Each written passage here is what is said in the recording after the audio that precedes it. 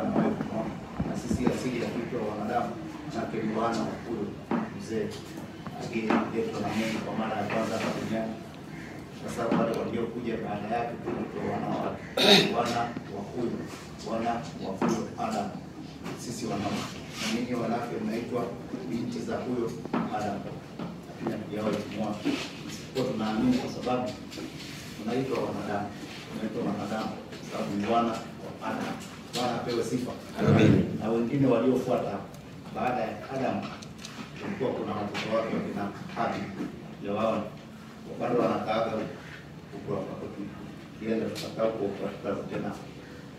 Na wengine wakina Ibrahim na Nuhu walipokwenda huko wanakaaga huko maelfu ya miaka. Na Musa watu maarufu kabisa baada ya kuondoka wanakaaga huko bado wanaishi mpaka leo, hawatakaa warudi tena. Yaani sisi ndio tunaondoka. Yaani tukizingatia hivi ndio kabisa kwamba hatuna mjumumo. Na Mungu mwenyewe amesema kwa ushahidi tunaona walioondoka warudi tena wanaenda kudumu huko. Kuonyesha kwamba hatuna mjumumo unaoweza kudumu. Mwisho wa siku ifika na wakati afika naambiwa hata vitu tunavyoviona hata havitakuwepo tena. Yaani mbingu na nchi za sasa kwa mujibu wa neno la Mungu naambiwa siku hiyo ikifika tutatoweka kwa mshindo mkuu wala visiwepo tena, sababu vimewekwa kutuba kwa ajili ya Mungu. Kwa hiyo tuishi kwa tahadhari, tuishi kwa tahadhari kusudi ule mwisho utakapokuja tukute tungali tunakesha. Hata kama tutakuwa tumeondoka kabla ya Yesu kuja, basi kuondoka kwetu kuwe kule tulikosema katika kitabu cha Ufunuo sura ya 14 na aya 13. Naposema nikasikia sauti kutoka mbinguni ikisema, andika, heri wako wafao katika Bwana tangu sasa, naam asema Roho, wapate kupumzika baada ya taabu zao, maana matendo yao yatafuatana nao. Maisha yetu tulioishi hapa duniani yenye kumpendeza Kristo, yaliyo na imani ya Kristo, nasema ndio tutakao kwenda kufuatana naye. Isipokuwa wale wanaotazamia kwamba kuna watu watasimama siku hiyo pembezoni mwa kaburi lake, watasema raha ya milele umpe Bwana, na mwanga wa milele umwangazie, apumzike kwa amani. Tukitazamia hivyo utapotea, maana maandiko hayasemi hivyo. Maandiko hizo ni ubunifu, fikra tu za wanadamu, mbinu za wanadamu ili kusudi kuleta faraja, lakini hakutakuwa na chochote kitakachokusaidia siku ile utakapoondoka. Ni kujitahidi tu ili kusudi kabla ya siku ile uwe umekaa katika hali ya wema. Yaani kama unafikiria kwamba hichi ni kitu tunachokizungumza ni kitu ambacho sio cha kutazamia, acha kusali. Siku ya mwisho hautapata hiyo nafasi sasa ya kumwambia Mungu sana. Maana Mungu anatoa nafasi kwa yule mtu ambaye ameweka akiba nyingi. Yaani ukiweka akiba nyingi ya kumheshimu Mungu ukajaza kwenye hazina yako, hiyo ndio itakayokuongoza hata siku ya mwisho. Kwa sababu tumekuwa tukichafua mara kwa mara tunachafika na dhambi. Lakini kama una akiba ya kutosha, siku zile zitakapokwenda kusogea, utakuta umebadilika na tabia yako. Kama ulikuwa mtu wa lawama, unaacha lawama sasa pasipo sababu. Kumbe Roho Mungu anakusaidia sasa kwa sababu siku zako zimeondoka. Masaa yako yamekaribia. Si wanasemaga saa zake zinahesabika au siku zake zinahesabika. Manake zitakapokuwa sasa zimesalia siku chache, Mungu anajua huyu mtu wangu sasa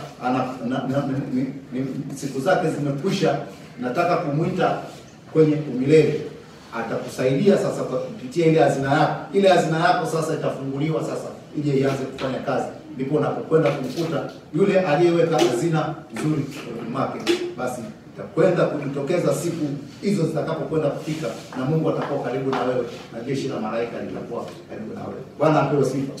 Leo tunakwenda kuangalia ujumbe unaosema moto wa miali, moto wa mkali. Moto wa mkali, moto mkali kabisa. Moto ambayo unapaswa pia ukiuona kwa macho kumkalia mbali kwa sababu unachoma.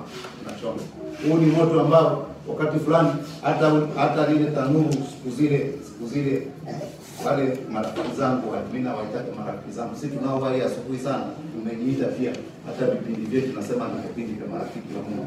Kuna siku moja mtu mmoja Meshach na rafiki yake Shadraka na rafiki yake Abednego, wale wanasema walipokewa moto mkali kabisa.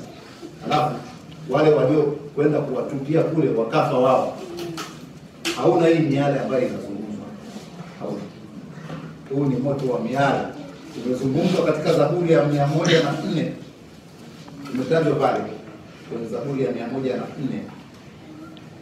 Anasema mstari ule wa 4. Anasema wafanya malaika zake kuwa pepo na watumishi wake kuwa moto wa miali. Yeye Mungu wafanya malaika zake kuwa pepo na watumishi wake kuwa moto wa miali. Amerudia kwenye Ibrania 1:7. Ibrania 1:7. Ibrania sura ya kwanza mstari wa 7. Apenye anasema, na kwa habari za malaika asema, afanyaye malaika wake kuwa pepo na watumishi wake kuwa miali ya moto. Kuwa miali ya moto. Sisi sote hapa tumekuja, kila mmoja kwa jinsi yake. Inawezekana aliwahi kukutana na kitu hiki. Kila mmoja kwa jinsi yake. Hata mimi. Labda pengine kwa ufafanuzi tu mdogo ambao tunaweza kusema. Nakumbuka mimi kabla ya kubatizwa nilikuwa mahali fulani kwa ajili ya kusindikiza marehemu nyumbani familia hospitali kwenye afya. Sasa yuko mhubiri mmoja alichukua jukumu la kuhubiri siku hiyo wa kanisa la Kristo kule tulikohama zamani. Yeye ndo alibeba jukumu la kuhudumu katika msiba ule. Sasa wakati ule akihubiri, akahubiri, ukafika wakati fulani katika kuzidi kuhubiri nikaishiwa na nguvu.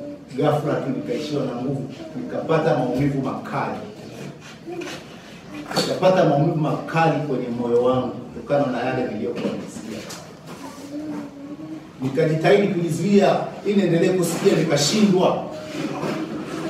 Nikasogea pembeni, nikasema ngoja niende nikakae kule mbali. Nikatafuta mahali nikaenda nikakaa ili kujizuia nisianguke. Nikiwa nimekaa pale nitafakari, huyu mtumishi alikuwa anakusudia, mbona ameongea vitu vinavyotisha namna hii? Au ametumwa kwa ajili yangu? Maana sikuweza tena kuendelea kustahimili kusikiliza yale maneno. Mtu mmoja akanifuata hadi nilikuwa nimekwenda kusogea mbali nisiendelee kusikiliza. Na akaja akakaa hapa jirani yangu. Akaniambia, "Sasa unajua ukimsikiliza huyu mtumishi unaweza kwenda kutupa kila kitu ulichonacho utapatia hivi." Nikamuuliza kwa sababu gani bana? Kumbe mimi ndio yeye alinikuta. Nikiwaza nimekuja kufanya nini hapa duniani?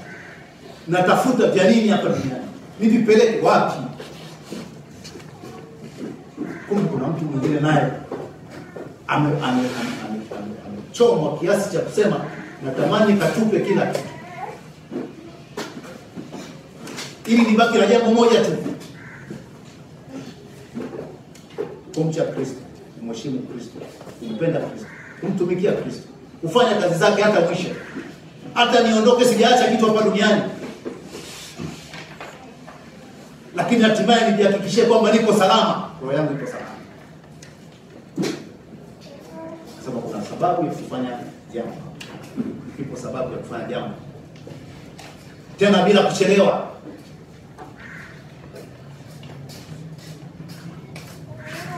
Kutoka pale tukasafirisha mwili wa marehemu mpaka Kilimanjaro kule. Baada ya mazishi karudi.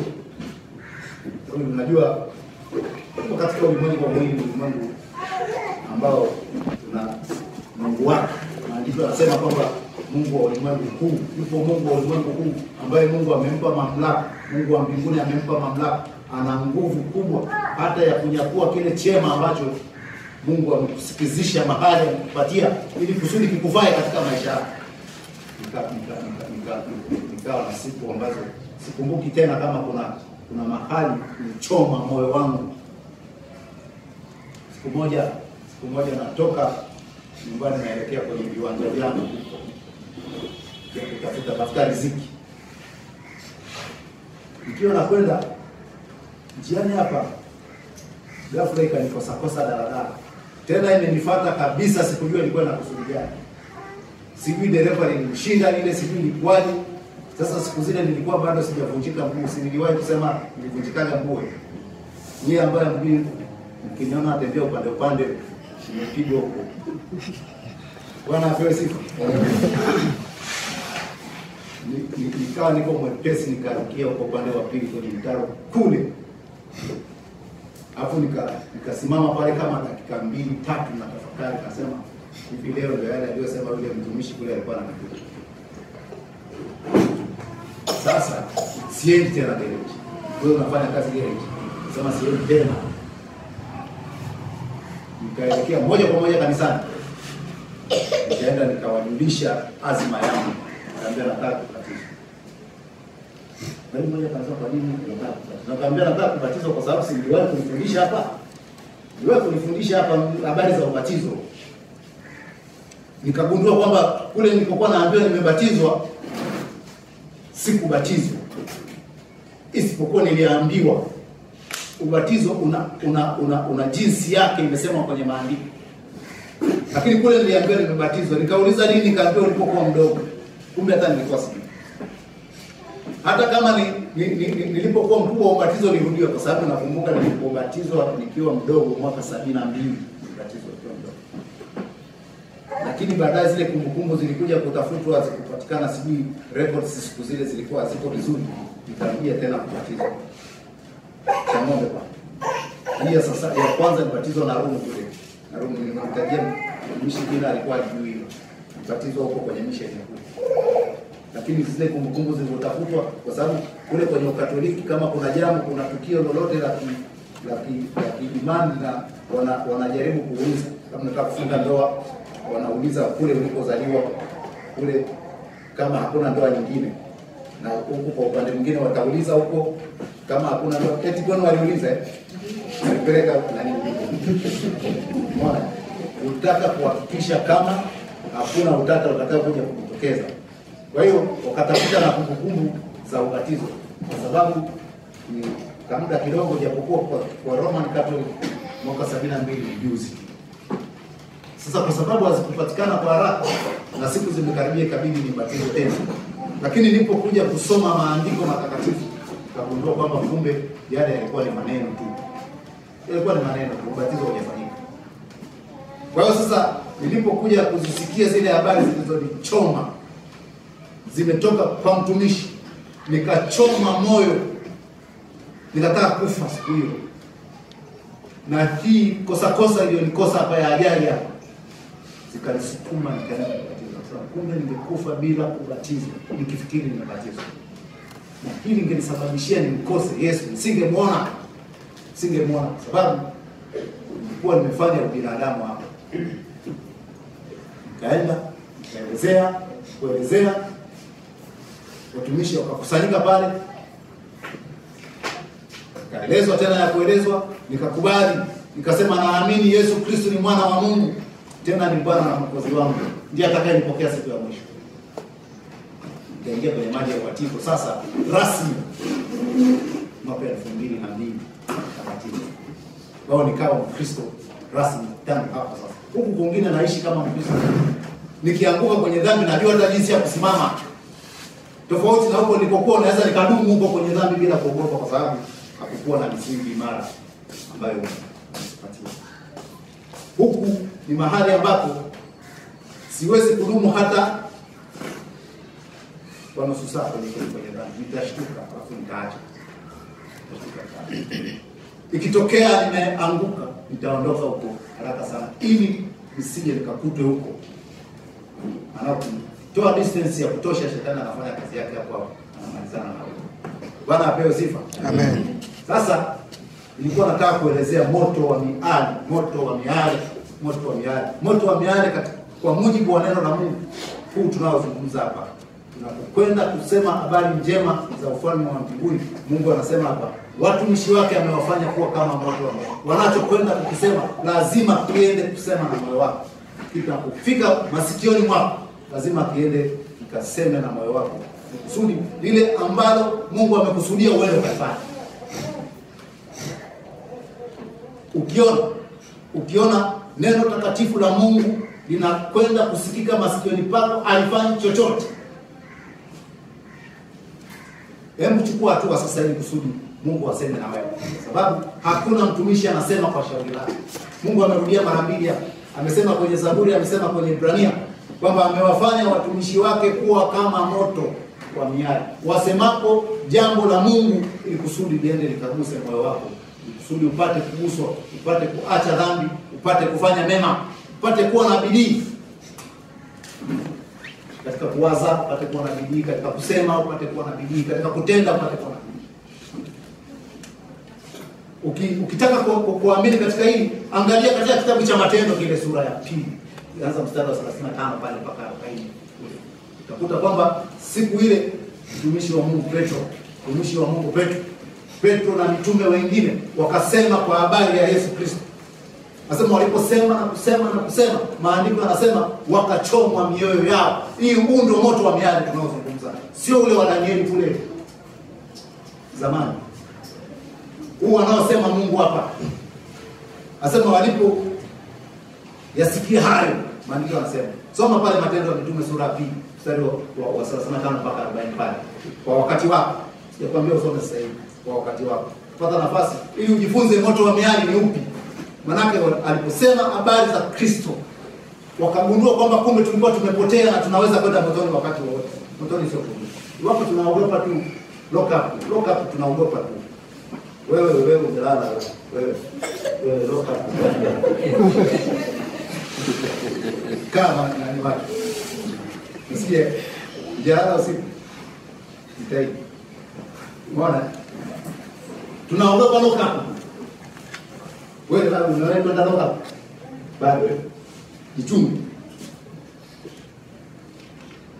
Mimi nikitokea nimekamatwa na polisi hata kama sijakosea, naanza kupatana naye mapema ili nisiende lock up. Sasa tunaogopa lock up kwa kiwango hicho. Alafu atuogopi jana.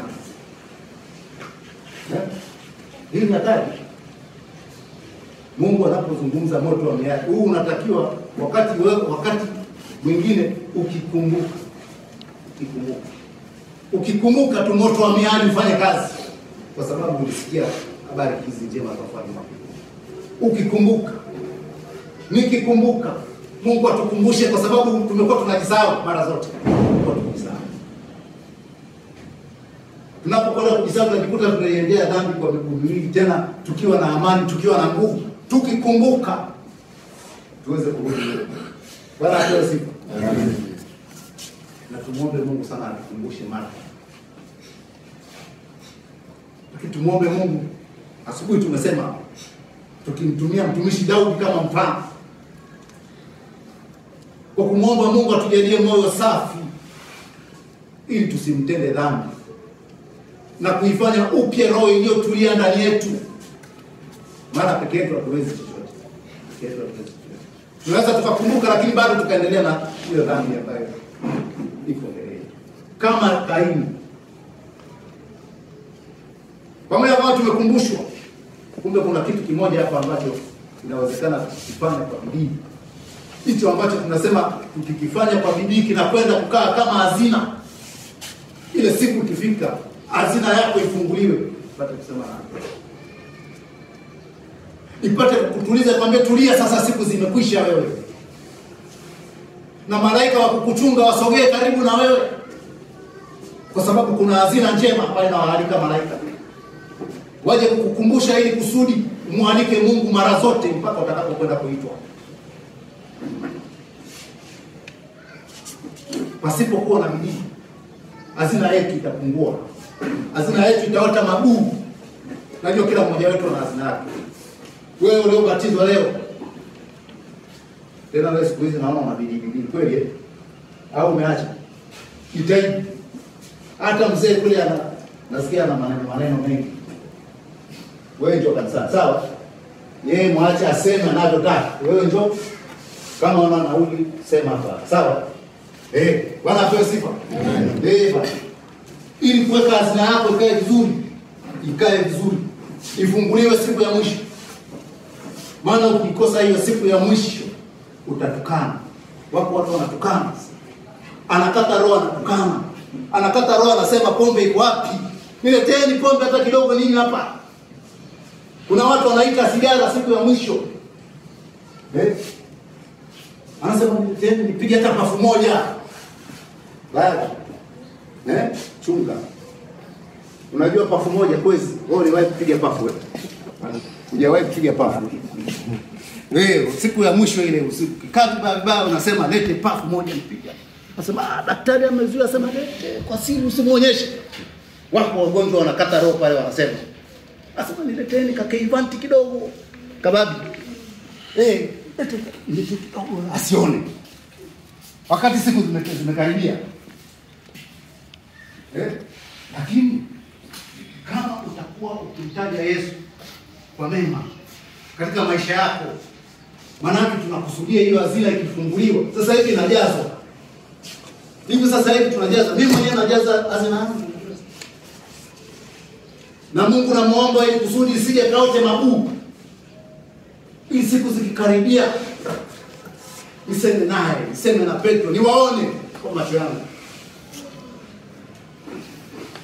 Na maovu yangu yasahaulike, yasionekane tena. Kwa sababu Mungu ameondoa. Amesema mahala fulani, heri waliosamehewa dhambi zao na kusitiriwa makosa yao. Naomba na mimi niwe mmoja wapo. Naomba na wewe uwe mmoja wapo, ili siku hiyo isiwe ni siku ya laana. Mimi nimewashuhudia watu wa namna hiyo.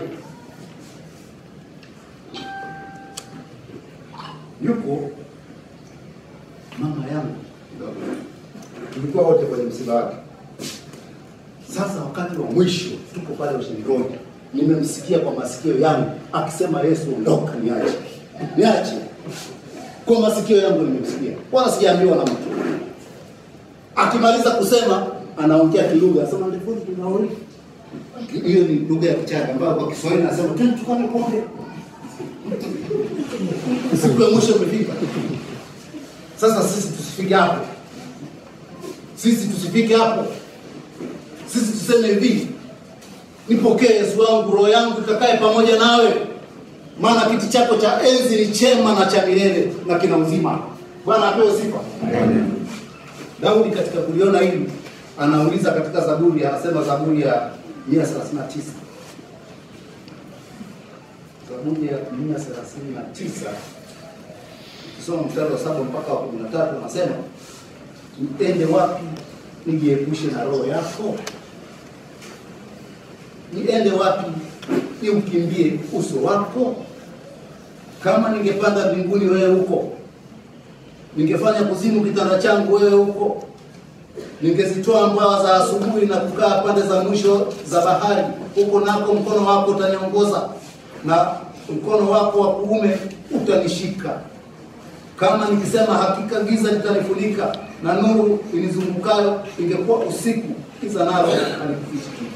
Bali usiku huangaza kama mchana, giza na mwanga kwako ni sawa sawa. Maana wewe ndiwe uliyeniumba mtima wangu, uliniumba tumboni mwa mama yangu. Bwana apewe sifa. Amen. Hatuwezi kujificha chochote kwa Mungu. Hatuna uwezo wa kujificha. Ndio maana tunasema jitahidi hazina zetu ziwe ni hazina njema. Kwa Mungu ndiye aliyekuumba, Mungu ndiye aliye. Uweze kumficha roho ya Mungu iliyoko ndani yako, ndani yangu. Anasema hiyo pumzi yako, anasema ndio taa yake. Ndio inayomuonyesha hicho unachosema, hicho unachokwenda kutenda. Anajua kila kitu. Na ndio maana Daudi kwa kuliona ili anasema, niende wapi nijiepushe na uso wako? Hakuna mahali pa kujificha mbele za Mungu. Hicho kibaya ambacho unatamani, hata ungekwenda kukifanyia Arusha, Mungu yupo. Hata kama ukienda Mwanza, Mungu yupo. Hata kama ukienda kusini huko, Mungu yupo. Hicho ndio tunachosema. Kwa kama Wakristo, lazima tunapokwenda kusikia habari njema za ufalme wa Mungu, huo ni moto kwa mioyo. Lazima ukachome moyo wako. Kama lililo jema linakusumbua, unashindwa kulifanya kwa aibu ya watu, angalia nafsi yako. Nafsi yako, moyo wako. Moyo wako umelipokea kwa kiwango gani?